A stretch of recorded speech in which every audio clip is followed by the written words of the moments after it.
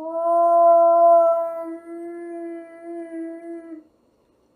ஸ்ரீ குருவாயூரப்பன் திருவடிகள் சரணம். ஸ்ரீமன் நாராயணீயம். ஸ்ரீ நாராயண பட்டத்திரி அவர்கள் அருளியது. தசகம் 60. கோபிகைகள் ஆடை கவர்தல். ஸ்லோகம் 1. மதன ஆதுர சேதச அன்பகம் பவத் அங்க்ரி த்வய தாஷ்ய காம்யயா யமுனா தட ஷீம்னி சைகதி தரள அக்ஷய கிரிஜாம் சமார்ச்சிசன்.